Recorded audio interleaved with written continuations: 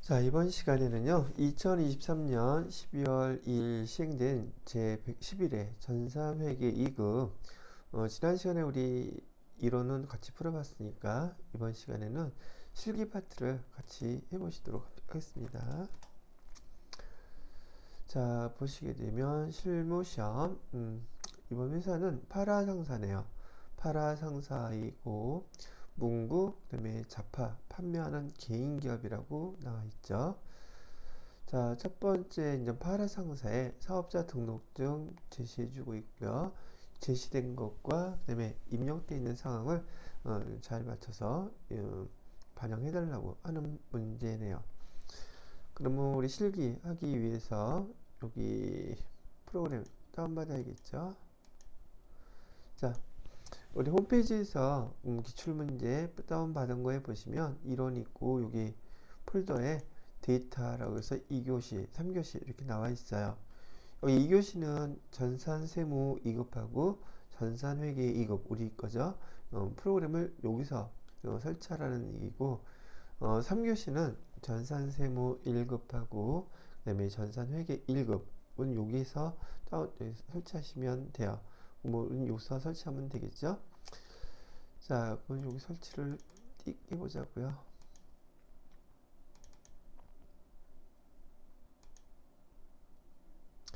자, 이렇게 설치를 하고 나니까 수험번호하고 이름을 넣으라고 나와요. 수험번호는 임시 수험번호를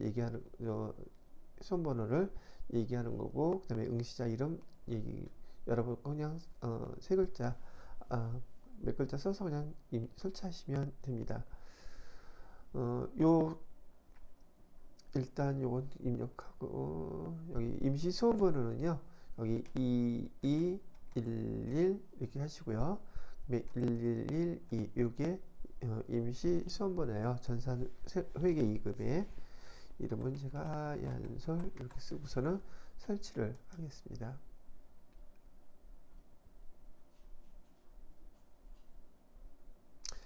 자, 프로그램은 이렇게 설치가 되었고요. 또 여러분 이거 처음 해보시면서 지금 모르시는 분을 위해서 여기 보시게 되면은 기출문제 밑에 기출문제 설치 안내 요거를 클릭해서 보시잖아요. 그러면은 이렇게 기출문제 실행 방법이라고 나와 있고요. 지금 제가 설명해 드렸던 거 요 위에 2교시, 3교시에 전산세무 2급, 전산회계 2급, 3교시 거는 전산세무 1급, 전산회계 1급 이렇게 되어 있고요. 지금 우리가 필요한 건 요거예요. 지금 전산회계 2급에서 임시 수험번호하고요. 감독관 번호 요 숫자를 넣어야지 프로그램이 실행이 된다는 얘기예요. 여기 프로그램 번호는 7985라고 되어 있죠. 요거 운전 할 거란 얘기예요.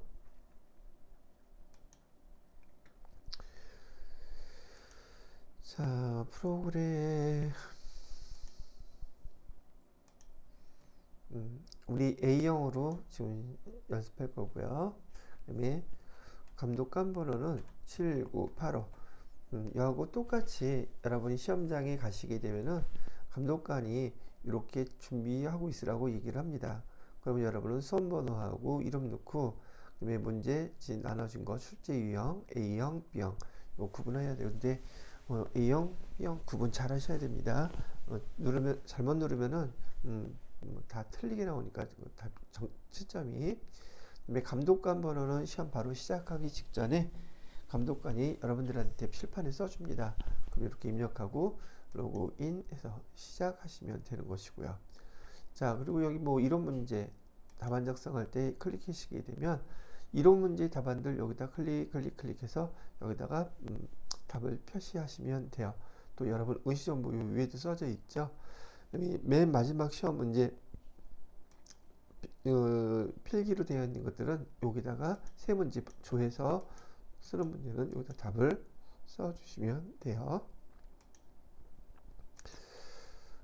됐고요. 자, 맨 마지막에 시험이 끝나고 나면 답안 저장 누르시는 것도 잊지 마시고요. 자, 그러면 1번 문제는 사업자 등록증을 보고 여러분들도 마찬가지로 여기 사업자 등록증 보시고서 제가 그 프로그램에 입력되어 있는 거 수정을 해놓은 걸 보여드리도록 할게요.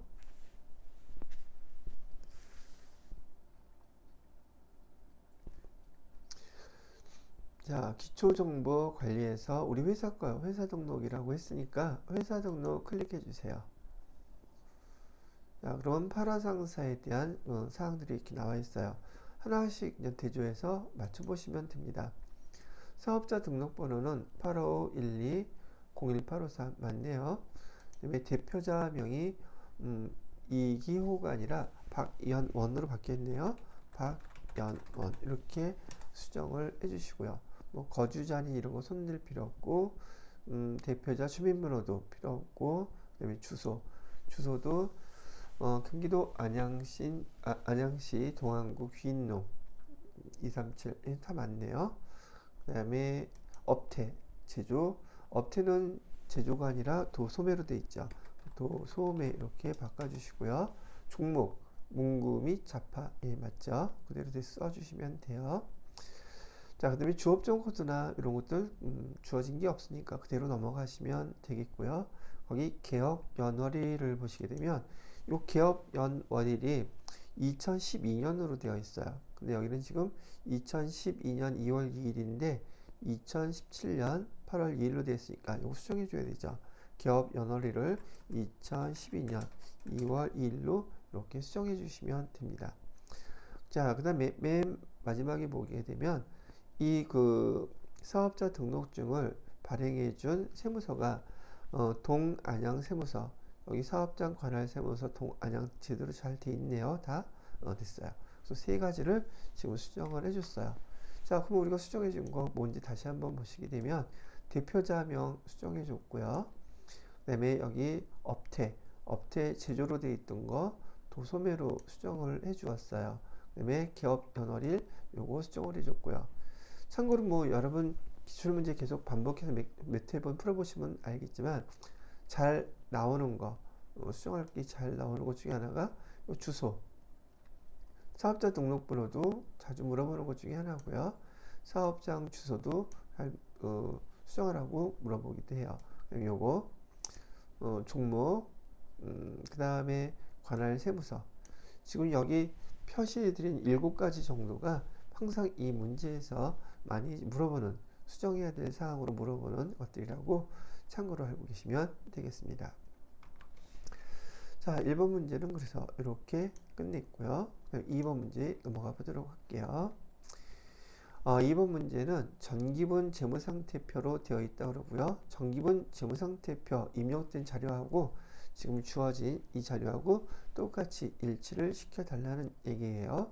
뭐 각각의 계정들을 하나씩 비교해 보면서 자산 총계 금액과 부채 총계 금액 각 계정 금액이 일치하도록 해주시기만 하면 된다는 얘기죠. 자, 그럼 보면서 하나씩 보도록 할게요. 여기 전기분 재무상태표 클릭하시고요. 현금부터 보도록 하죠. 지금 여기 결과론적으로 먼저 보시게 되면은 지금 대차 차액이 1119만원 이렇게 차이가 나 있죠. 이렇게 대차 차액이 있으면 안 된다는 얘기예요. 여기 대변하고 차변 금액도 차이가 나 있는다는 얘기죠. 자, 이걸 없애기 위해서 계정 하나씩 비교하면서 보도록 할게요. 현금 250만원 이 맞고요. 당좌예금 4,300만원 얘도 맞고요. 보통예금 5천만원 얘도 맞네요. 외상매출금 2천만원 맞고요. 대손충당금 90만원 얘도 맞네요. 그 다음에 받으럼 490만원 얘도 맞고요. 대손충당금 43,000원 예 맞아요. 상품계정 근데 여기 중간에 지금 대손충당금 바로 밑에 미수금이라고 있는데 지금 여기 미수금이 빠져 있어요. 여기 밑에다가 미수금을 갖다가 조회해서 입력을 해 주시면 되겠죠. 미수금은 60만원이라고 되어 있습니다. 자, 미수금 다음에는 상품 700만원 맞고 장기대여금 200만원 차량 운반구 1000만원 감가상각 누계액 200만원 그 다음에 비품 700만원 비품 700만원이 아니라 760만원 감가상각 누계액 280만원 맞고요. 임차 보증금 1,000만 원. 그리고 미수금은 아까 넣었고요. 자, 그 다음에 이번은 대변 기존 과목이죠. 외상매입금 5천만 원, 지급보험 810만 원. 이거 틀렸네요. 810만 원 이렇게 수정해 주시고요. 미지급금 2,900만 원. 그다음에 단기 차입금도 50만 원이 아니라 500만 원. 그다음에 장기 차입금 1,000만 원, 자본금 4,975만 7천 원. 자, 그래서 대차 차익 딱 없어졌죠? 이렇게 수정해 주시면 다 정리가 끝났습니다. 자, 그 다음에 세 번째 문제를 보도록 하죠. 세 번째 문제는 파라상사의 외상 매입금과 미지급금에 대한 거래처별 초기월 이렇게 맞춰달라고 하는 거예요. 외상 매입금과 미지급금 되어 있죠. 요거 보도록 하겠습니다. 거래처별 초기 2월 클릭하시고요. 그 다음에 외상 매입금 여기 있네요. 자, 첫 번째 외상 매입금은 고래전자 1,200만 원으로 되어 있죠. 여기 잔액이 안 맞으면 즉 외상 매입금의 합계 금액과 거래처별 잔액이 맞지 않으면 차액으로 이렇게 빨간색으로 떠 있어요. 이 금액이 여기 5천만 원하고 똑같이 일치가 돼야지 된다는 얘기죠. 고래전자는 1,000만 원이 아니라 잔액이 1,200만 원이었었고요. 건우상사 1,100만 원 맞고요. 그 다음에 석류상사가 있네요. 석류상사는 2,700만 원. 그러면 차익 없어졌죠. 두 번째 미지급금의 앨리스 상사 2,500만 원이죠. 2,500만 원. 용구 상사 400만 원. 차익 없어졌죠. 예, 이렇게 입력을 해주시게 되면 여기 해당되는 거래처별 초기 2월 문제도 제대로 반영을 다 된 상태랍니다. 자, 두 번째 문제는 이번에 계정 과목 및 정해 등록을 해달래요. 보통 예금의 계정 과목에서 해당되는 현금 적용 등록을 이렇게 5번째 걸로 해달라고 하네요. 이것도 보시게 되면 계정 과목 및 정해 등록 클릭해 주시고요. 자, 여기서 보통 예금 여기 있죠? 클릭하세요.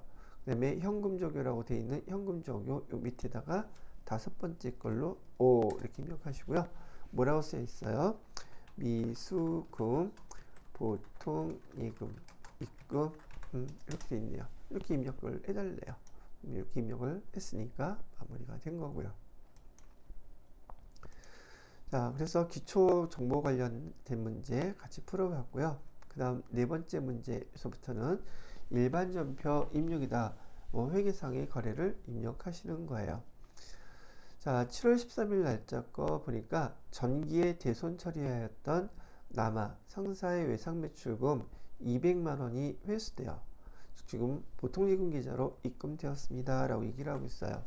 자, 그럼 이거는 지금 보통 예금 계좌로 돈이 입금이 됐다고 하니까 여러분이 너무 손쉽게 알 수 있는 보통 예금 먼저 이렇게 쓰세요. 200만 원 이렇게 쓰시면 된다는 얘기고요.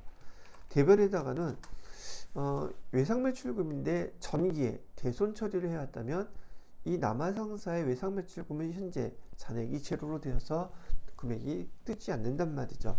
외상 매출금 다 없애버렸으니까. 근데 그 외상 매출금을 회수했을 때는 반드시 기억하세요. 전기라 그랬어요. 올해 게 아니라 전기 대손 처리를 했던 외상 매출금이 이렇게 다시 입금되면 대변 계정 과목은 무조건 대손 충당금이에요. 대손 충당금. 이 대손 충당금은 외상 매출금 계정 코드 번호가 109번 8번인데 그 외상 매출금에 대한 대손 충당금으로 사용돼야 되기 때문에 코드 번호는 108번 다음 번호인 109번의 대손 충당금을 사용하셔야지 돼요. 금액 대손 충당금으로. 그래서 금액은 200만 원 이렇게 쓰셔야 된다는 얘기죠. 그래서 이 문제는 아예 그냥 정형화되어 있는 거니까 전기에 대손 처리한 외상 매출금일 경우 외상 매출금을 대변에 쓰시면 틀려요. 얘는 벌써 이 말뜻 자체가 전년도에 돈 못 받게 돼서 남아상사의 외상 매출금을 없애버려서 잔액은 아무것도 없는 상태이기 때문에 외상 매출금을 쓰는 것이 아니라 대손 충당금을 쓰시는 것이라는 걸 잊어버리시면 안 된다는 얘기죠. 자, 이렇게 해서 요거를 갖다가 일반 전표 입력에다가 7월 13일자로 입력을 해 볼게요. 일반 전표 입력 이렇게 해 놓으시고요. 날짜는 7월 13일로 차별에다가는 보통예금 들어왔고, 여러분들은 가능하시다면 회계 프로그램에서 자주 사용하는 기존 과목 코드 번호는 암기를 해 놓으세요. 보통예금은 코드 번호가 103번이거든요. 실무 업무 보실 때도 그렇고요. 자격시험에서도 기본적인 코드들 다 암기하고 계시면 시간을 많이 절약할 수가 있어요. 보통예금 200만원. 대변에다가는 여기 한번 조회를 해볼까요?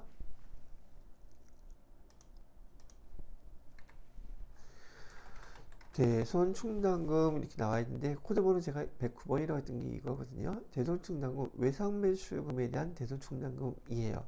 그래서 이걸 쓰는 거고, 만약에 바드러움이라고 한다면 요 바드러움이 해당되는 대손충당금 얘를 쓰시고 그렇게 하셔야 된다는 얘기죠. 자, 확인했고요. 대손충당금 200만원. 예, 이렇게 사용하시면 됩니다. 자, 이번에는 8월 1일자 거래네요. 남선 상사에 대한 외상매입금 200만원을 지급하기 위해서 오름 상사로부터 상품 판매 대금으로 받았던 약속금을 배서 양도했다고 얘기 나오네요. 자, 그러면 지금 외상매입금 갚는 상황이란 말이죠. 외상매입금은 부채 계정이에요. 근데 얘를 갚으니까 부채 계정은 원래 자기 자리가 대변인데 지금은 얘를 갚는 거니까 차변에다가 외상매입금, 회사는 남선 상사 200만원 이렇게 갚는 것으로, 부채가 감소하는 것으로 표시를 해 주셔야 되는 거고요. 자, 대변에다가는요, 지금 우리가 상품 판매 대금으로 약속금을 오름 상사로부터 받았었어요. 그럼 우리가 약속금을 발행하는 것이 아니라 우리가 오름 상사로부터 상품 판매 대금으로 갖고 있었던 어음을 배설을 해서 주는 행위죠. 그러면 오름 상사로부터 판매 대금으로 받았던 이 어음, 우리가 뭐라고 기록을 해놨었을까? 당연히 받으러움을 해놨었겠죠. 그래서 여기 받으러움으로 이렇게 써주셔야 돼요. 받을어음. 거래는 허처는 누구 거였었어요? 오름 상사. 금액은 똑같이 200만원. 이렇게 표시를 해주시는 거예요.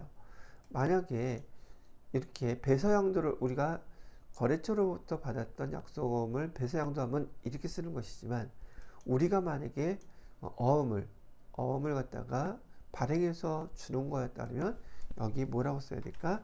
지급 어음이라고 쓰셔야지 돼요. 그리고 거래처도 남선 상사라고 이렇게 기록하는 거예요.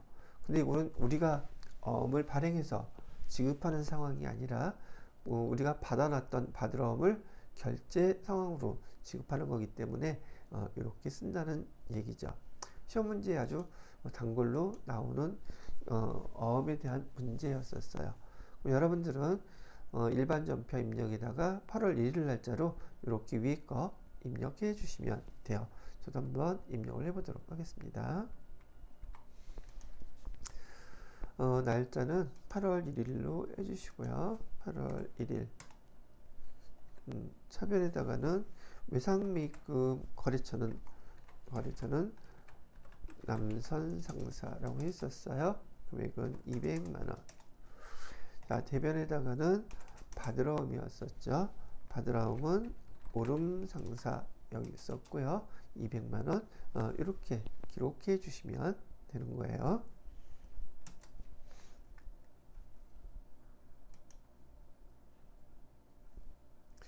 자, 그 다음에 3번 문제네요.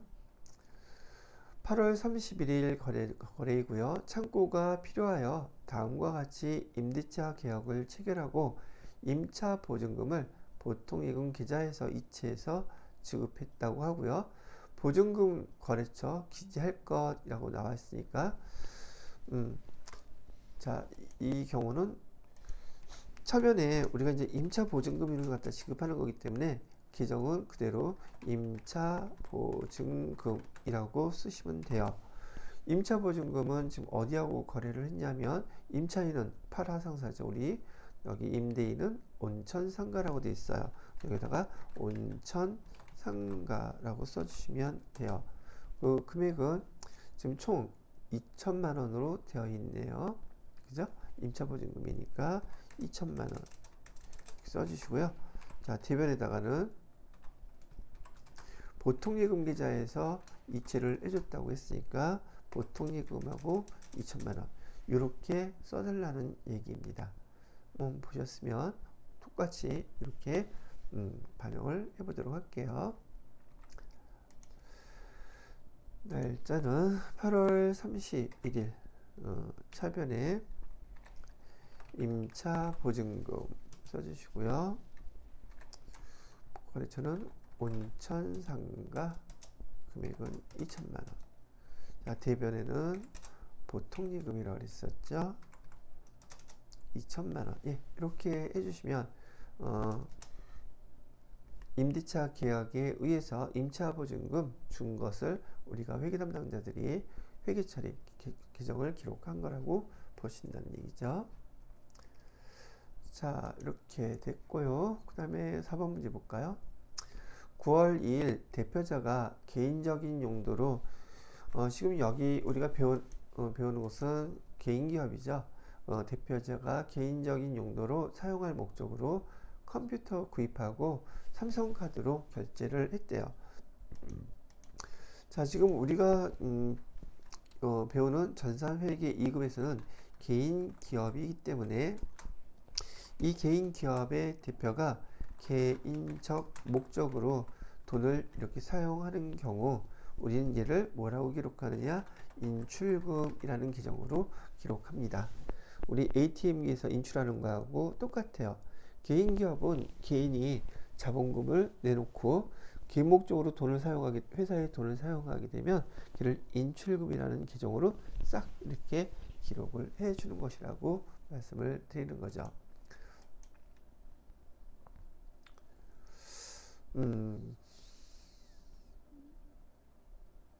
요 인출금은 또 여기서도 한번 설명해 드릴 필요가 있을 테니까. 자, 개인 기업인 경우에요. 이 개인 대표자가 개인 기업의 대표가 돈을 출자해서 사업을 영업을 시작하게 되면 이렇게 기록을 한단 말이죠. 차변에 여기 개인 기업의 대표가 현금 100만 원을 출자하여 영업을 개시했다 이렇게 되게 되면 현금은 회사 입장에선 현금이 생긴 거니까 차변에 현금 100만 원 쓰시면 되고 대변에는 자본금이라고 해서 100만 원을 이렇게 쓰는 거예요. 그런데 그 금액 비용들을 발생시키는 내용들이 사업 목적으로 사용한다 하면 우리가 지금 배운 계정들 그대로 사용하면 되는데 지금 여기서처럼 개인 기업인 법인이 아니라 개인 기업인 경우 개인적인 목적으로 돈을 사용하게 되면 결국은 이 자본금을 다시 자기가 뺏쓰는 거하고 똑같아요. 그래서 차변에 원래는 자본금 써야지 되는데 자본금 계정은 그렇게 자주 흔하게 쓰는 일반적인 계정이 아니기 때문에 빈도수가 1년에 얼마나 될지를 몰라요. 그래서 그때그때 개인적인 목적으로 돈을 쓰게 되면 자본금이라는 계정 대신에 인출금이라는 계정으로 먼저 인출금은 임시계정이에요. 인출금이라는 계정으로 대신 써놓는 거죠. 이렇게요. 자, 그래서 여기서 150만 원이라고 했지만 예를 들어서 여기 5만 원 이렇게 개인적인 목적으로 썼다면 인출금이라고 기록해 놓고 대변에다 현금 빼내서 썼다 그러면 이렇게 기록하는 거예요. 그리고 1년에 이 인출금 개인 목적으로 사는 돈이 몇 번이나 될지는 모르겠어요. 이번에는 컴퓨터를 사던 비품을 사던 뭐 접대를 하던 뭐 접대는 회사에 관련된 게 아니라 친구들 만나서 술 마시기 위해서 돈을 썼던 다 개인적인 목적으로 쓰면 인출금이 되는 거예요. 이번에는 얼마를 썼냐면 15만 원을 썼다고 가정을 하고 이번엔 대변에다가 얘도 보통예금에서 지급했다고 가정을 해볼게요. 자, 이렇게 1년 동안 개인적인 목적으로 쓴 돈을 갖다가 그때 인출금으로 기록해 놨다가 이제 기말이 됐어요. 12월 31일이 됐는데 더 이상 이런 일이 없다 그러면은 인출금은 제가 자본금 대신 쓰는 임시계정이라고 그랬죠. 차변에다가 이제 자본금이라고 쓰는 거예요. 자본금, 인출금 다 합친 금액이 얼마를 쓴 거예요? 20만 원 썼죠. 그리고 대변에 이런 그거 정리가 됐으니까 인출금이라는 계정은 총 합계금액 전체 다 그 금액을 이렇게 상계시켜서 없애주어서 인출금이라는 계정 잔액이 0원이 되도록 이렇게 만들어 두는 거예요. 그러면 잔액은 없어지겠죠? 20만 원 발생했던 거 20만 원으로 싹 다 없애주면서 이 20만 원 결국 뭐였었어요? 이 자본금을 뺏은 거예요. 그래서 자본금이 감소한다 이렇게 정리를 해주셔야 돼요. 이 인출금이라는 계정은 이 개인 기업인 이 회사에서만 발생하는 계정이에요. 여러분이 앞으로 배우실 전산회계 1급 이상서부터는 이 인출금이라는 계정을 사용할 수가 없어요. 그리고 개인이 개인적인 목적으로 돈을 이렇게 뺐을 수도 없고, 회계 1급에서는 그 법인기업에서 대표가 돈을 개인적인 목적으로 사용할 때 쓰는 계정 명칭이 또 달라진단 말이죠. 자, 요걸 전 이해를 하셨다면 여기 문제를 다시 한번 보면서 9월 2일 대표자가 개인적인 용도로 사용할 목적으로 컴퓨터를 구입하고 사업용 카드, 신용카드죠. 삼성카드로 결제했다. 얘는 어떻게 기록하는 거냐면 차변에다가 뭐라고 기록해야 되겠어요? 개인적인 목적으로 사용했으니까 인출금이라고 쓰셔야 되고 금액은 150만 원. 대변에다가는 신용카드를 결제했기 때문에 돈을 아직 지급한 건 아니죠. 그래서 미지급금이라고 쓰시고요. 거래처, 신용카드를 결제를 하게 되면 반드시 거래처는 카드회사, 삼성카드라고 이렇게 써주셔야 돼요. 그리고 금액은 150만 원 똑같이 이렇게 표시해 주시면 됩니다. 얘가 9월 2일 날 여러분이 이렇게 거래를 입력할 분기예요. 자, 그러면 이해가 되셨으면 이렇게 한번 입력을 해보도록 하겠습니다. 날짜는요 9월 2일로 해주시고 차변에다가는 인출금이라는 계정으로 써주세요. 금액은 150만원. 그 다음에 대변에다가는 미지급금 해놓고 삼성카드 150만원 이렇게 기록해 주시면 됩니다.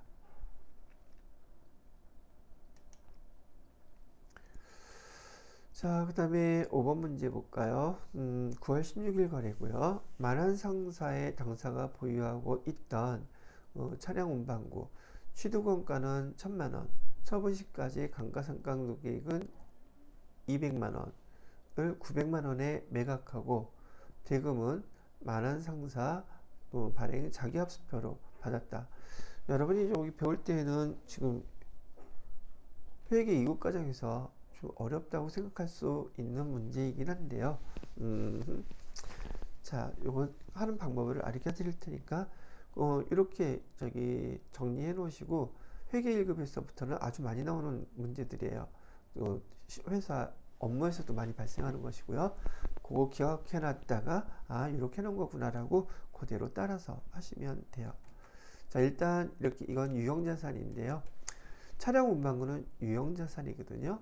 유형자산의 처분 문제는 회계처리가 약간 복잡하기는 한 것처럼 보이지만 한 번만 연습 제대로 해놓으시면 남들은 어려워하는 거 아주 쉽게 해결할 수 있단 말이죠. 자, 유형자산을 먼저 써주세요. 차량 운반구. 그리고 시험제 자료로 주어지는 거래 내역도 똑같이 이렇게 나온단 말이죠. 차량 운반구의 취득원가를 써주세요. 차량 운반구의 취득원가는 1000만원 됐고요. 그 다음에 밑에다가는 뭐라고 쓰느냐면 처분시까지의 감가상각 누계액이라고 되어 있거든요. 그래서 감가상각 누계 얼마라고 써주냐면 200만원이라고 이렇게 써주시면 돼요. 그리고 차량 운반구 취득원가에서 감가상각 누계액을 뺀 그 금액을 우리 뭐라고 부르냐면 장부가액이라고 불러요. 그럼 장부가액은 얼마예요? 800만 원이에요. 자, 이렇게 쓰는 걸 금방 익히셨다면 요거의 말뜻도 잘 기억하세요. 차량 운반구는요, 결국 우리가 1000만 원 주고 샀는데 일정한 시간을 사용하다 보니까 차량 1000만 원짜리가 200만 원만큼 가격이 떨어졌어요. 왜? 사용하다 보니까 그 가격이 감소했다는 얘기예요. 그래서 이 1000만 원짜리 차는 지금 우리가 얼마라고 예상하고 있다? 800만 원짜리 차라고 지금 생각을 하고 있는 거예요. 그런데 이 사용하던 차를 갖다가 얼마에 팔았냐면 900만 원에 팔았다고 지금 이렇게 얘기를 하는 거예요. 우리가 생각하기에 이렇게 장부가액 800만 원짜리라고 예상하고 있는데 900만 원에 팔았다면 우리는 얘를 갖다가 이 유형 자산을 처분했는데 돈을 우리가 추정하는 것보다 예상하는 것보다 더 많이 받은 만큼을 더 많이 받은 금액이 얼마예요? 100만 원이죠. 이 100만 원만큼을 우리 뭐라고 기록하느냐면 유형 자산 처분이익이라고 이렇게 기록을 해 줄 거라는 얘기죠. 자, 지금 여기까지는 여러분들한테 회계 처리를 가르쳐 드린 것이 아니라 이 유형자산 처분 문제가 나오면 토지가 됐던 건물이 됐던 차량 운반구가 됐던 비품이 됐던 기계장치가 됐던 유형자산 처리 문제는 회계 처리하는 방법이 다 똑같아요. 그래서 요거를 차량 운반구라는 걸로 먼저 잘 하나 기억해 놓으시고 유형자산 처분 문제는 얘하고 똑같이 나오니까 그렇게 회계 처리를 하면 되겠구나 생각하시면 돼요. 자, 이번에는 이제 내용은 알았으니까 반드시 유형자산 처분 문제가 나오게 되면 여러분은 모든 유형자산을 이렇게 정리를 해 놓으셔야 돼요. 그리고 얘를 보고서 회계 처리를 하는 거죠. 자, 회계 처리 해볼게요. 첫 번째로 회계 처리해야 되는 것은요, 요 차량 운반구예요. 차량 운반구를 지금 처분했다는 뜻은 차량 운반구는 자산 계정이잖아요. 근데 얘를 처분했다는 것은 팔았다는 뜻이죠. 그럼 차량 운반구가 차변에 있던 자산이 대변으로 기록된단 말이죠. 그래서 여기 대변에다가 차량 운반구 취득원가 전체를 다 기록합니다. 1000만 원 이렇게. 어렵지 않죠? 얘를 팔았으니까 자산을 팔면 자산이 감소해야 되니까 대변에 1000만 원 이렇게 기록하시는 거예요. 그 다음에 여기 감가상각 누계액도 감가상각 누계액의 자리는 대변이 자기 자리예요. 왜냐하면 여러분이 그 감가상각 배우셨을 때 기말에 차변에 감가상각비 이렇게 해서 얼마 기록을 했었죠. 그리고 대변에 감가상각 누계액에서 얼마 이렇게 기록을 했었단 말이에요. 그래서 이 감가상각 누계액은요 자기 자리가 대변이에요. 그런데 지금 이 유형자산을 처분하니까 감가상각 누계액도 유형자산처럼 자기 자리에서 반대쪽으로 무조건 다 기록해 주셔야 돼요. 전체 금액을. 그래서 여기 차변에다가 뭐라고 기록하느냐, 감가상각 누계액 해가지고 200만원 이렇게 기록을 해 주시면 돼요. 자, 이게 처음 배울 때는 또 헷갈릴 수도 있는지라 요걸 잘 보셔야 돼요. 차량 운반구는 처분되는 거니까 대변에다 무조건 쓰세요. 왜? 팔아서 처분해서 자산이 감소하는 거니까요. 그리고 감가상각 누계액은 반대로 차변에다가 무조건 다 기록하세요. 그러면 첫 번째, 두 번째는 자동으로 벌써 이렇게 회계 처리가 분기 처리가 된 거예요. 이 두 개의 차이가 장부가액이기 때문에 장부가액은 손대지 않습니다. 두 개의 차이기 때문에. 자, 그리고 이 900만 원은 지금 우리가 상품을 해서 만한상사가 발행한 자기합수표를 받았다면 자기합수표는 현금이잖아요. 그죠? 그러면 현금은 얼마를 받았다는 뜻이에요? 바로 여기다가 현금 900만 원 이렇게 쓰시는 거예요. 그러면 여기 차변의 합계 금액은 1100, 대변의 합계 금액은 1000. 얼마 차이가 나요? 100만 원 차이 나죠. 그 100만 원 차이가 바로 얘예요. 그래서 우리가 그 다음에 세 번째로 회계 처리해야 되는 것은 받은 돈 또는 받을 돈 이 금액이에요. 그리고 맨 마지막에 여러분이 회계 처리가 정확하게 잘 되었는지 안 되었는지를 확인하는 게 바로 이에요.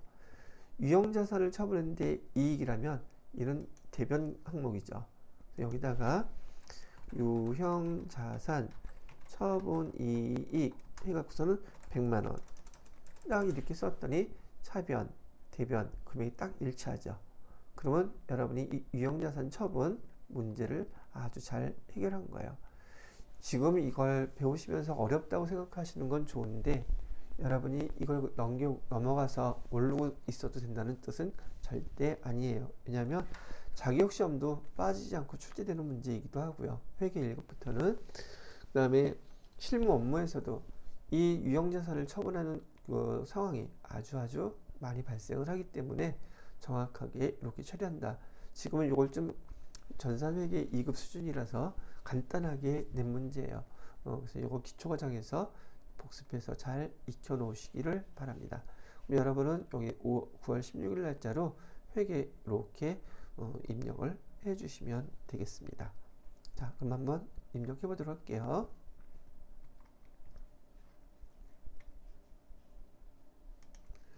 날짜는 9월 16일 날짜로 해주시고요. 여기 차별에다가 감가상각누계액, 감가상각누계액은 차량 운반부에 관련된 거였었죠. 요거 차량 운반부에 대한 거 금액으로 200만원 이렇게 해주시고요.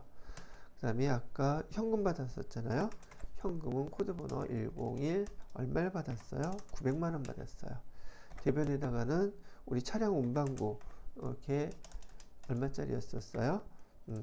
차량 운반부 취득원가 1000만원짜리였었고 100만원의 차이는 뭐가 나왔던가요? 유형자산 처분이 요거였었죠. 100만원 이렇게 입력을 해주시기를 요구했던 그런 문제였었습니다. 자, 이렇게 정리를 해 주시고요.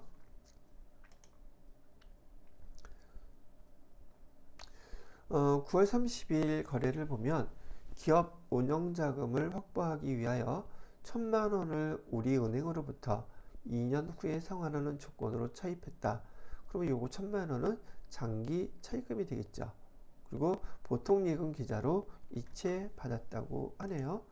그러면 얘는 1년이 넘는 것이니까, 그리고 빌린 돈이니까 차변에 보통예금으로 돈이 들어왔다는 얘기잖아요. 1000만원 이렇게 써주시고요. 돈 빌린 거는 부채잖아요. 그래서 대변에 장기 차입금 거래처 반드시 입력해 주셔야 되죠. 우리 어디 은행? 우리 은행이라고 해주시고요. 금액 1000만원 이렇게 써주시면 돼요. 지금 여기 기업의 운영자금을 확보하기 위하여 1000만원 우리은행으로부터 2년 후에 상환은 요 말이 장기차입금이라는 규정인지 아닌지 그거를 물어본 문제란 얘기죠. 자, 9월 30일 거래를 이렇게 입력을 해줄게요. 날짜는 9월 30일 해주시고요. 자, 차변에다가 보통예금으로 1000만원 입금이 됐대요. 그 다음에 대변에다가는 장기 차입금하고 거래처는 우리은행. 그래서 1000만원 이렇게 해주시면 돼요.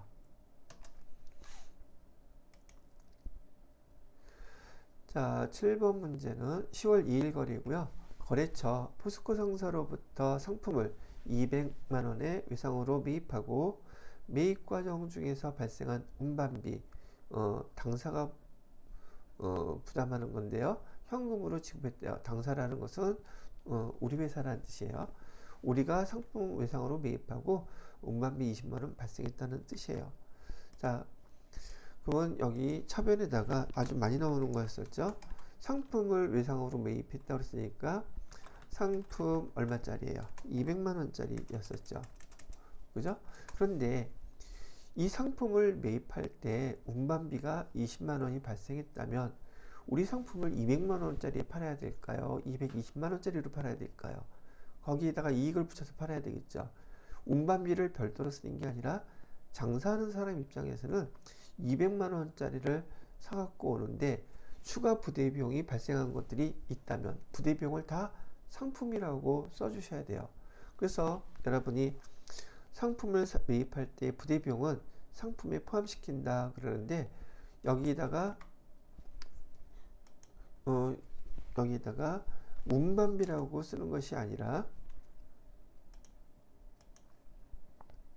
운반비임에도 똑같이 상품이라고 해서 20만 원을 이렇게 써주는 거예요. 이게 부대 비용을 상품 계정에 포함시킨다는 의미죠. 그러면 상품 계정 똑같으니까 상품은 얼마짜리가 되는 거예요? 220만. 운반비는 이쪽에 다 포함되는 거예요.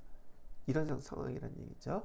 그리고 얘를 어떻게 지급했나 봤더니 대변에 200만 원은 외상 매입금, 외상 매입금은 부채 규정이니까 거래처 써주셔야 돼요. 포스코 상사 200만 원. 그 다음에 운반비는 현금으로 지급했다 그랬어요. 현금으로 지급했으니까 20만 원. 이렇게 써주셔야 돼요. 상품 나눠서 쓸 필요가 없죠. 상품 220만 원 이렇게 써주시면 되고 그 중에서 200만 원은 외상, 그 다음에 운반비는 현금으로 20만 원 이렇게 구분해서 입력을 해주시면 돼요. 자, 그러면 이 내용을 그대로 화면에다 입력을 해보도록 하겠습니다. 10월 2일자로 해주시고요. 차변에다가는 상품 계정은 146번이고요. 220만원 이렇게 써주시면 돼요. 대변에다가는 외상매입금 251번 코드번호고요. 거래처는 포스코 상사라고 되어 있었네요. 금액은 200. 그 다음에 대변에 현금은 101번 20만원 이렇게 기록해 주시면 조금 전에 거래에 대해서 여러분이 제대로 다 입력을 해주신 결과가 된다는 얘기죠. 자, 그렇게 됐고요. 그 다음에 8번 문제도 한번 보도록 하죠.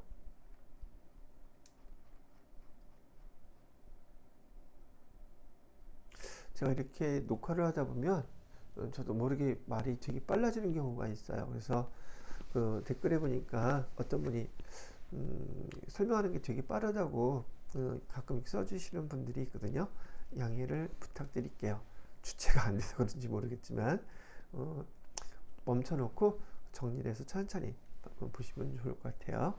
저도 가능하면 맞춰서 너무 빠르지 않게 하려고 생각은 하고 있는데 좀 가끔 이렇게 까먹는 경우 저도 있네요.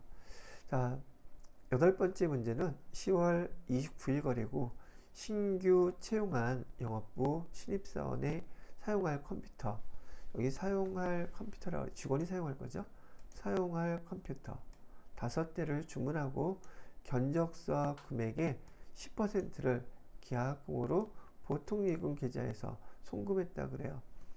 자, 그러면 이건 계약금이라고 지금 되어 있는 거죠. 계약금은 뭘로 쓴다? 선급금이라고 쓰기로 했었죠. 그래서 1000만 원에 10%면 100만 원을 계약금으로 보냈겠죠.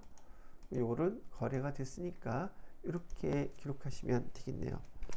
차변에는 계약금을 보낸 거, 선급, 회계 규정에서 선자는 미리, 이미 이런 뜻이에요. 지급했다의 줄임말로 급, 지급한 금액 선급금. 선급금은 자산 계정이고 얘는 만약에 계약이 등등하게 되면 다시 되돌려 받아야 되기 때문에 거래처를 반드시 써주셔야 돼요. 얘도. 그 다음에 효은 상사 금액은 100만원 이렇게 해주시고요. 자, 대변에다가는 보통예금에서 이체했대요. 보통예금 계좌에서 100만원 이렇게 써달라고 하는 거예요. 선급금인지를 아는지 모르는지를 물어본 문제라고 보면 되겠죠. 자, 날짜 10월 29일 날짜로 이렇게 입력을 해보도록 할게요.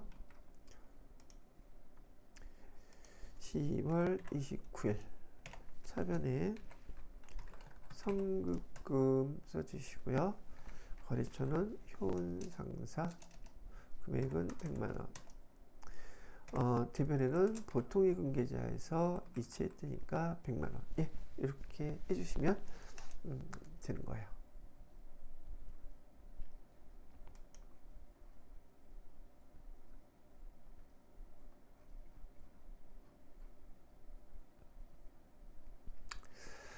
자, 이 5번 문제는 똑같이 일반 전표에 입력되어 있는 것인데 입력되어 있는 그 거래 분계가 틀린 거예요. 그래서 그걸 다음 사항을 보고서 수정해 달라는 문제죠. 오류 정정. 10월 5일자에 보니까 자본적 지출로 회계 처리해야 될 영업점 건물 방화문 설치비 1,300만 원을 수익적 지출로 회계 처리를 했대요. 그러면 아까 설명해 드렸던 것처럼 자본적 지출은 이 건물 자산명으로 기록해야 되니까 자본적 지출인 경우에 얘를 건물로 기록해야 되는데 수익적 지출인 수선비로 비용 계정이죠. 비용 계정으로 잘못 처리했다는 내용이에요. 한번 확인해 볼까요? 10월 5일 거래를 보도록 할게요. 이렇게 비용으로 처리한 것은 비용 그리고 금액도 지금 잘못되어 있죠. 금액도 130만 원이 아니라 1,300만 원이었었어요. 그죠?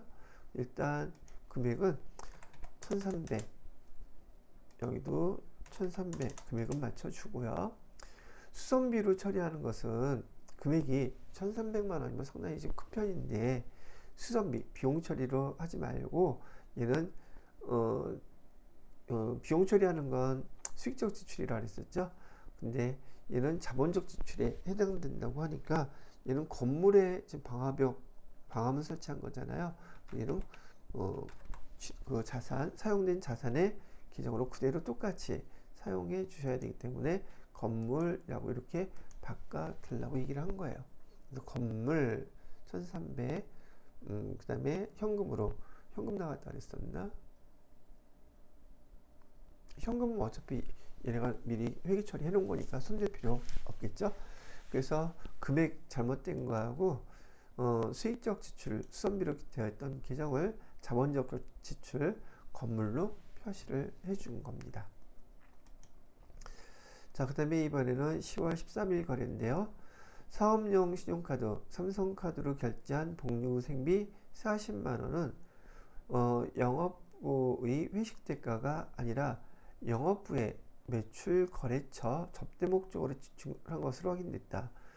직원들이 부서 회식비는 복리후생비인데 매출 거래처의 접대 목적은 접대비죠. 그죠? 그러면 지금 여기 거래 내용을 보면 복리후생비로 되어 있을 거예요. 그죠? 그럼 10월 13일 거 거래를 보자고요. 10월 13일 거래를 보니까 이렇게 복리후생비로 되어 있는데 얘가 복리후생비가 아니라 뭐예요? 접대비라고 되어 있죠. 그래서 접대비를 800번대 여기 기업 업무 추진비라고 되어 있어요. 800번대 이걸로 이렇게 바꿔 주셔야 돼요. 자, 지금 제가 설명하는 시점은 2024년인데 지금 2024년부터는요 2024년 전에 발생했던 접대비 계정이 뭘로 바뀌었냐면 기업 업무 추진비라고 하는 계정으로 계정이 바뀌어 버렸어요. 프로그램에도 좀 그렇게 반영이 되어 있는 거고요. 근데 요 시험 문제는 작년도 거이기 때문에 접대비라고 나와 있었지만 지금 제가 설명하면서 요 계정을 선택할 때는 접대비라는 말을 더 이상 쓰지 않아요. 그래서 업무 추진비라고 앞으로 알고 계시면 된다는 얘기죠. 자, 이렇게 바꿔주면 됐어요. 이렇게 해달라는 얘기였답니다. 자, 그 다음에 6번 문제를 볼게요. 6번 문제는 다음의 결산 정리 사항을 입력해서 결산을 완료해 주세요 라고 되어 있어요. 1번 문제를 보니까 기말 결산일 현재 기관 경과분에 대한 미수이자 150만 원이 발생하였다고 얘기합니다. 기간 경과분 미수이자 이와 관련하여 어떠한 회계 처리도 되어 있지 아니었다. 이거 회계 처리 안 했다는 뜻이에요.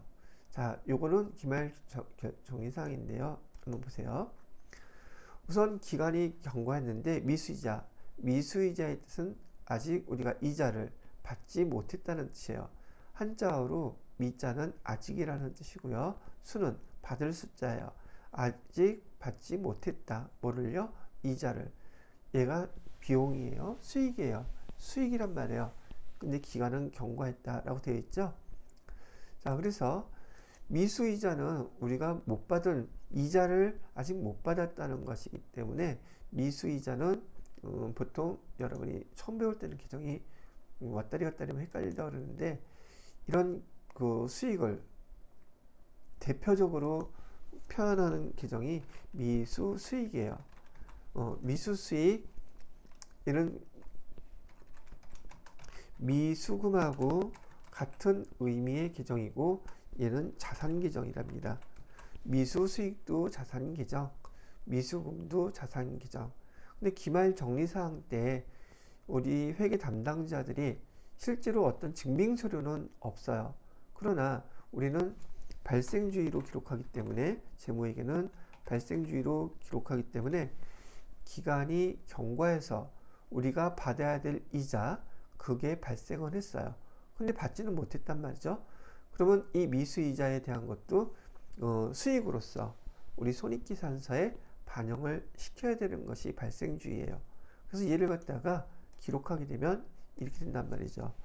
차변에 미수 원래는 수익 이 계정을 쓰는 게 통합계정으로 보편적인데 얘를 갖다가 여기 구체적으로 수익 중에서도 미수 수익이라고 아니 미수 이자라고 이렇게 써도 상관은 없어요.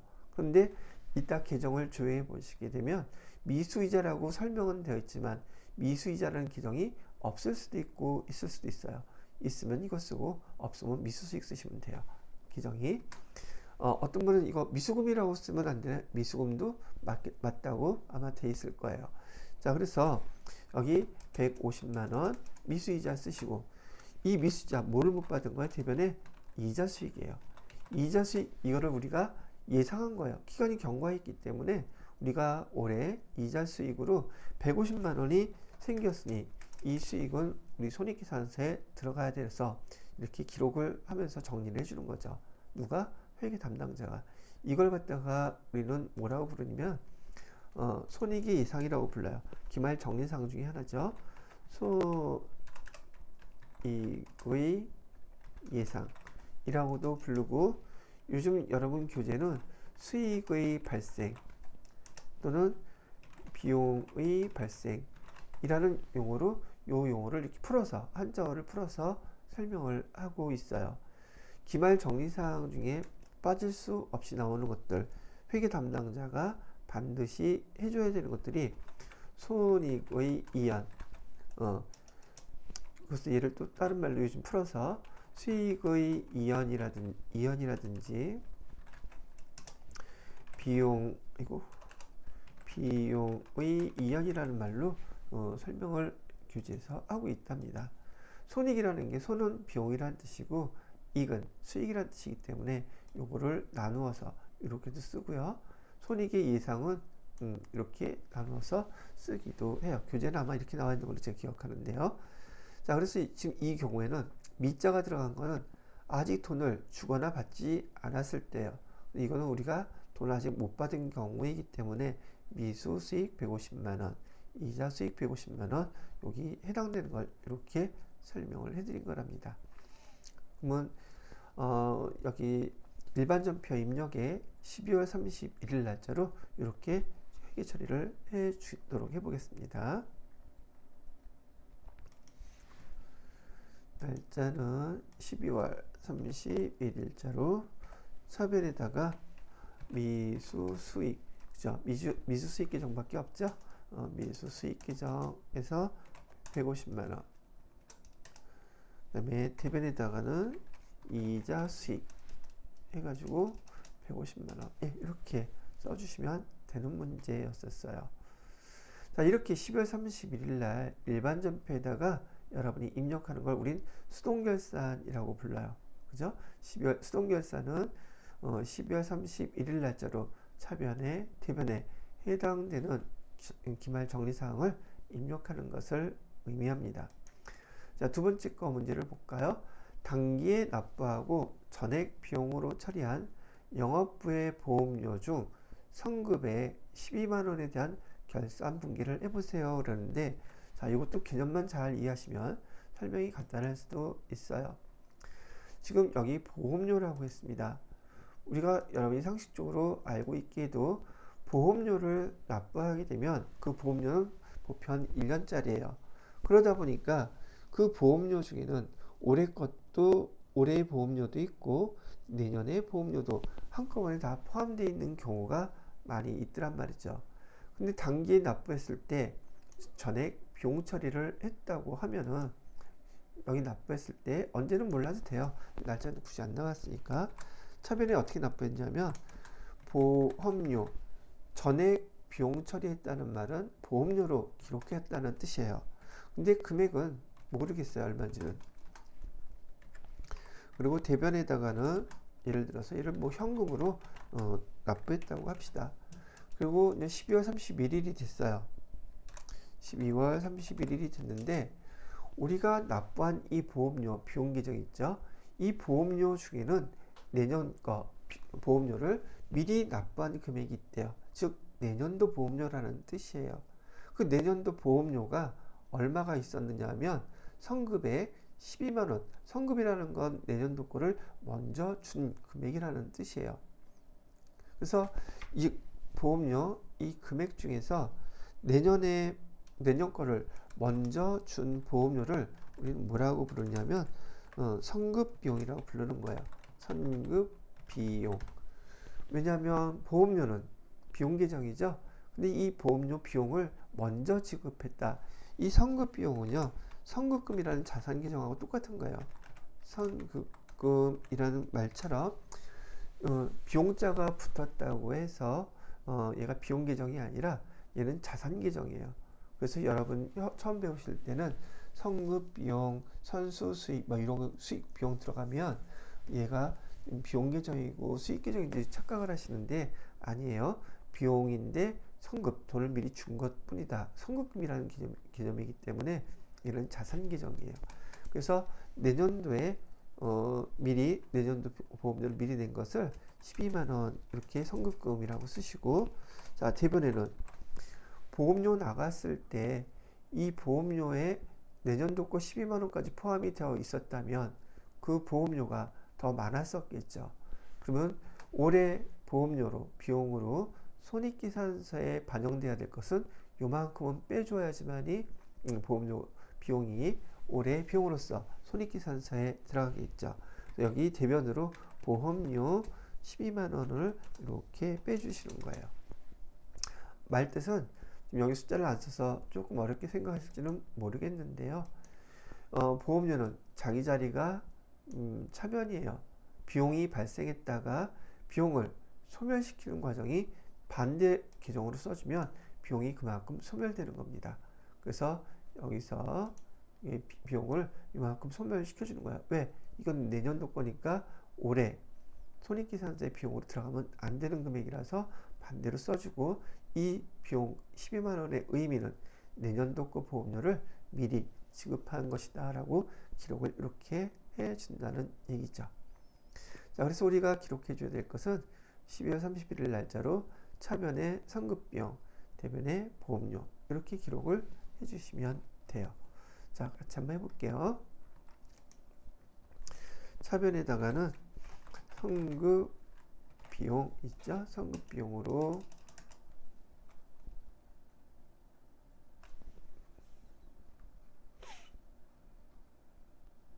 12만원 해주시고요. 대변에다가는 보험료 그래서 12만원 이렇게 써주면 된다는 얘기였었어요. 자, 그 다음에 세 번째 문제를 볼까요? 세 번째 문제는 단기 중에 단기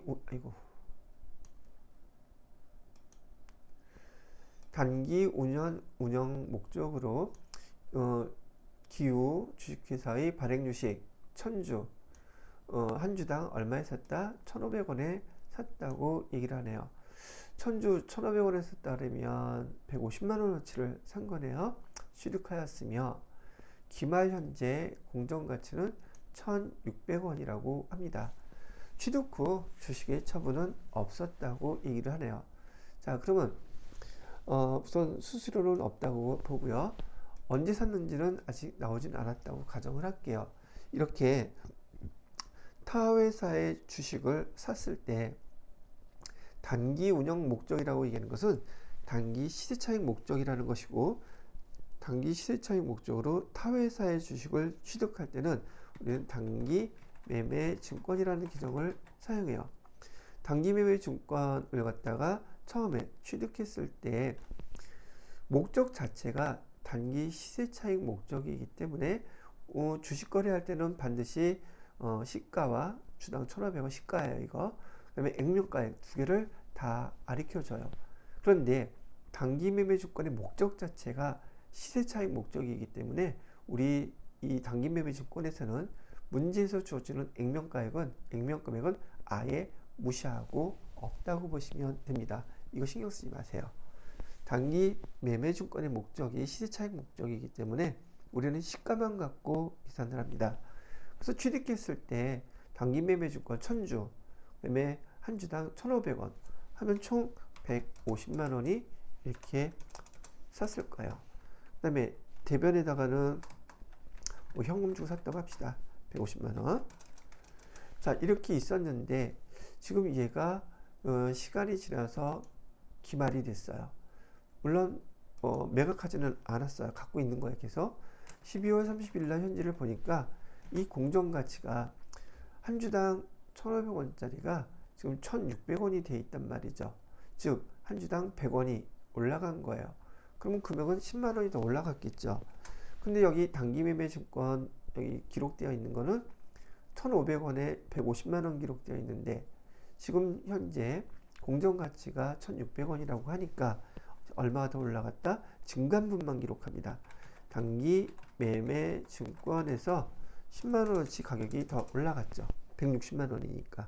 근데 단기 매매 증권 처음 취득할 때 150만원으로 기록해놨기 때문에 160만원이 되려면 증가분인 10만원만 더 기록하면 두 개 합치면 160만원 되잖아요. 그죠?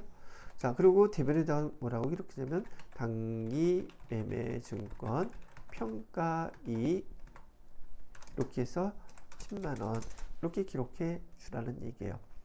공정가치 평가라고 그래요. 얘를 그래서 12월 31일 날 공정가치 평가에서 차변에 단기 매매증권 10만원, 대변에 단기 매매증권 평가 10만원 이렇게 기록해 주시면 된다는 얘기예요. 자, 입력해 볼게요. 차변에 단기 매매증권 10만원 써주시고요. 대변에다가는 단기 매매증권 평가이 여기 있네요. 10만원. 예, 이렇게 써주시면 돼요. 자, 네 번째 문제는 기말 매출채권. 매출채권은 외상매출금과 받으러움을 합쳐서 부르는 용어, 잔액에 대해서만 1%를 보충법에 따라 대손 충당금 설정하세요 라고 되어 있죠. 자, 여기 전산회계 2급에서는요 기말 정리상 이 시험 문제에서 네 문제가 출제되는데, 아까 설명해 드렸던 수동결산 즉 일반전표 입력에다가 12월 31일 날짜로 차변 대변 입력하는 거 세 문제와 그 다음에 자동결산 결산 정리사항에서 입력해서 반영하는 문제 한 문제, 이렇게 주로 시험 문제를 출제하더라고요. 그래서 이 네 번째는 자동결산에서 결산 정리사 결산자료 입력이라는 자동결산에서 반영하는 것을 설명으로 보여드리도록 할게요.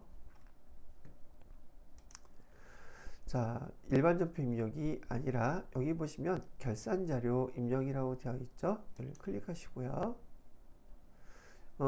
결산할 때는 1월부터 12월까지 조회를 하시고요. 자, 위에 보시게 되면 대손삼각이라고 되어 있어요. 조금 전에 문제 관련된 거. 대손삼각을 클릭을 띵 이렇게 해보시게 되면 여기 계정이 외상매출금 받으러 요 두 개를 합쳐서 매출채권이라고 해요. 그 다음에 단기대여금, 미수수익, 미수금, 성금 이렇게 있는데 얘네들은 다 우리는 뭐라고 부르면 기타 채권이라고 부르거든요. 근데 문제에서 뭐만 하라고 되어 있었냐면 매출채권에 대해서만 해달라고 그랬어요. 보시게 되면 매출채권 지금 12월 31일 현재 3억 2235만 원이 있는데 1%의 대손율을 가정했더니 얼마가 계산이 돼야 되는 것이잖아요. 여기 따지면은 322만 3,050원 뭐 이렇게 계산이 돼야지 되는데 대손 충당금을 지난번에 사용하고 남은 게 290만 원이 있는 거예요. 그럼 우리는 대손 충당금은 여기 매출채권 잔액의 1%만 해야 되니까 이 금액에다가 요 계산된 금액만 더해지면 딱 1%가 된다는 거예요. 즉 자동 계산을 다 해놓은 거예요. 그래서 우리는 요 두 개만 여기 반영하면 되기 때문에 여기 단기대여금에 있는 것들은 스페이스바로 이렇게 다 지워주세요. 그러면 여기 대손삼각비 합계 두 가지만 딱 나와 있어요. 매출채권에 대한 것만 나와 있죠. 그리고 이를 결산 반영 띵 누르시잖아요. 그리고 대손삼각비 외상매출금과 받으러 계정에 반영되어 있는 걸 이렇게 보실 수 있는 거예요. 이 문제는 여기 결산자료 입력해서 이렇게 반영해 주시면 되고 그런 다음에 전표 추가를 반드시 눌러 주셔야지 돼요. 그러면 자동 결산 분기 완료됐다고 화면이 뜨고요. 그다음에 아까 보았던 우리 일반 전표 입력해서 이를 10월 31일자로 조회해 보시면 결차 결대 해가지고서는 여기 대손충당금 반영 분기가 반영된 걸 확인하실 수 있는 거예요. 결산 자료로. 이 문제는 그렇게 풀어달라고 여러분들한테 낸 문제라고 보시면 된다는 얘기죠. 자, 여기까지 설명을 해드렸고 나머지 세 문제는 여기 7번 문제죠. 장부조회와 재무제표조회 문제랍니다. 7번 문제 첫 번째 걸 보아하니 여기 3월 1일에서 3월 30일까지 외상 매출 건수는 총 몇 건인가 라고 나왔어요. 그럼 외상 매출을 조회를 해봐야겠죠.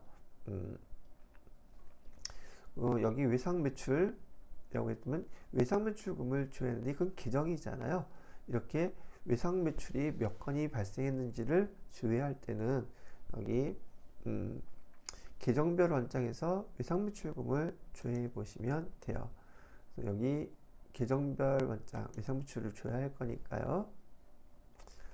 날짜는 3월 1일부터 3월 31일까지고요. 계정 과목은 외상 매출금만 조회하면 된대요. 자, 건수를 보니까 몇 건이 발생했나 셀 수 있겠죠? 하나, 둘, 셋, 넷 이렇게 나와 있죠? 자, 잘 보셔야 돼요.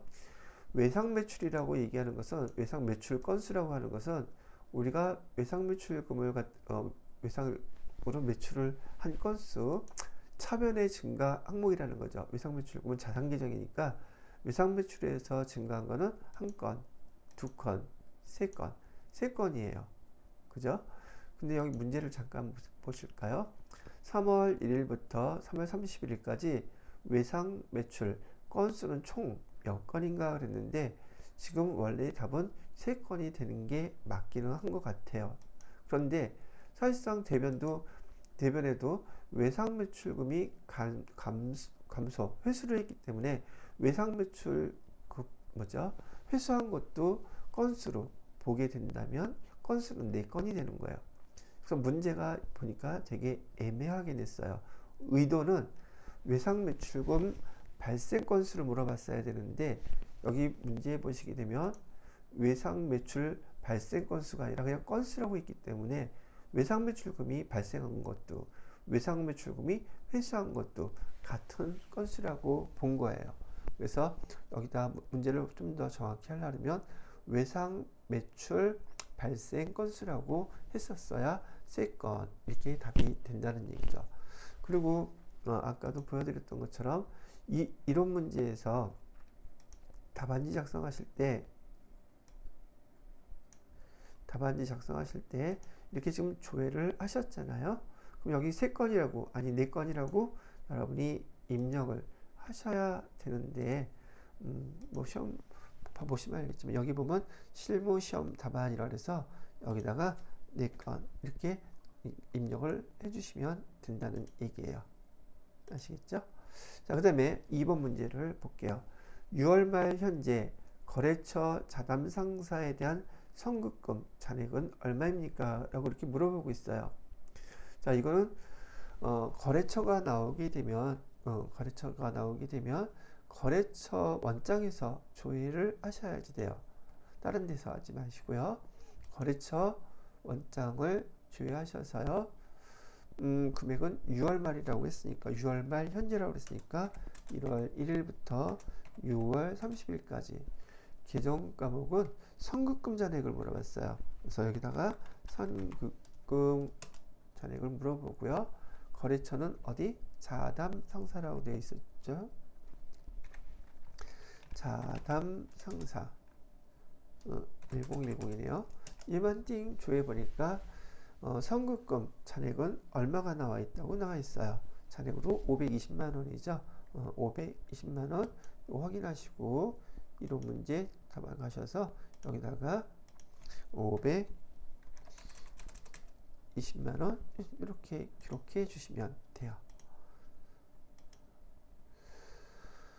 자, 마지막 현금과 관련해 발생 상반기 입금액이 가장 많은 달의 입금액과 출금액이 가장 많은 달의 출금액과의 차액은 얼마입니까? 라고 얘기를 했는데 여기 계정에서 월 비교를 하게 되면 1월부터 6월까지 계정의 월 비교는 무조건 총계정 원장 이렇게 생각하고 계세요.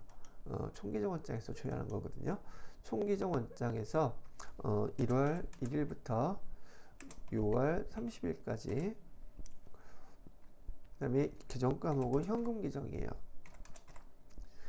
현금 계정에서 차변은 입금이 된 것이고 대변은 출금이 된 것이죠. 뭐 이런 것 정도는 알고 계실 거라고 생각해요. 그래서 차변은 입금, 대변은 출금.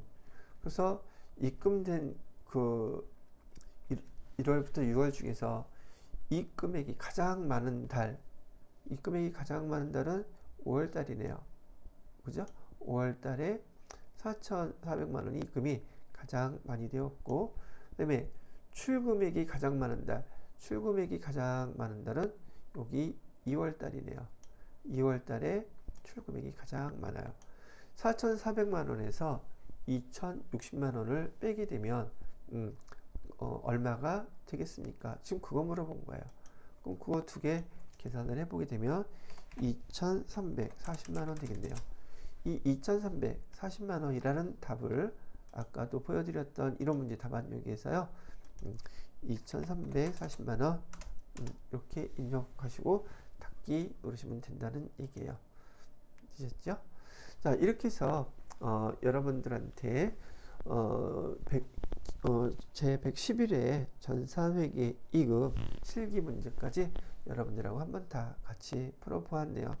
다음 시간에는 이제 2023년도는 이걸로 마무리가 다 되었으니 제 112회는 2024년도에 시행된 마지막 문제가 되겠죠. 그건 다음 시간에 같이 풀어보도록 하겠습니다.